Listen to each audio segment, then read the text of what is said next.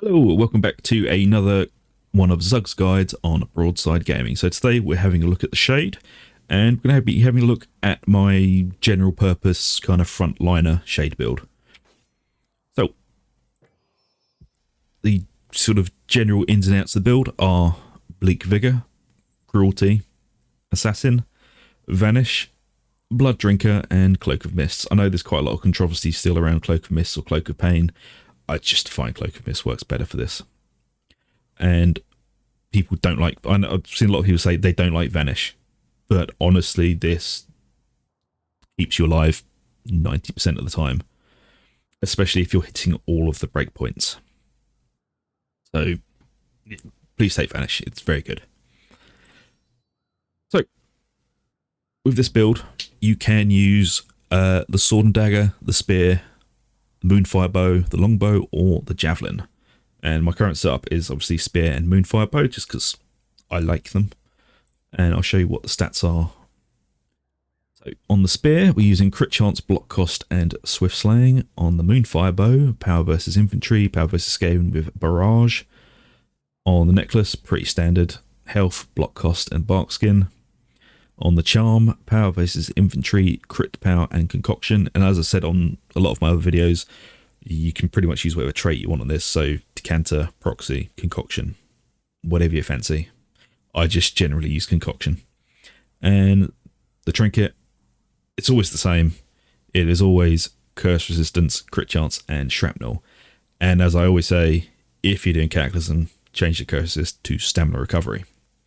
If you wanted to use the Sword and Dagger, you're going to be wanting... Where did I put it? Yeah, you're going to want this one. So attack speed, block cost with Swift Slaying. So that one. So you want to have attack speed, not crit, for the Sword and Dagger. And if you want the... Where is it? The Longbow? Right. Sorry, I've got so many weapons on this thing. It's just trying to figure out where the fuck they are. So, the Longbow. It is...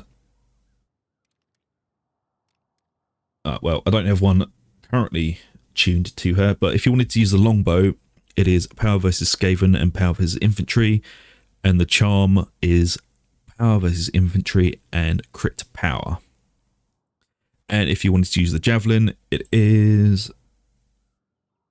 Power versus Armoured and Power versus Skaven with Conservative Shooter. And the Charm you want is Power versus Armoured and Power versus Skaven. So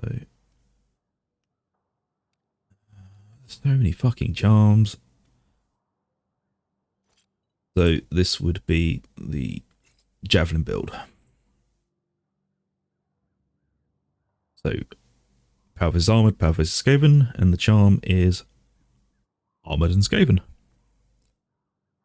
Yeah, it's quite a versatile build. You can generally play however you choose. I probably wouldn't go Spear and Javelin. You know, I'd probably go Sword and Dagger with the Javelin. But the Javelin is a very, very sexy weapon. Especially if you combine it with the whole melee attack thing. Because with a Javelin, you can tear up monsters horrifically well. Especially if you sneak up behind them. But yeah, this build is mostly a frontliner. So you will be, you know, jumping in, stabbing stuff, sneaking around, hitting them in the back, and generally moving around quite a lot. But you're not going to be flanking as much or really trying to, like, actively get behind stuff. You are an extremely heavy hitter with this build. And that will lead me on to the next guide, which I'll be doing for you guys, which is the Dual Dagger build. But until then, thank you very much for watching, and I shall see you all again next time. So, see you later.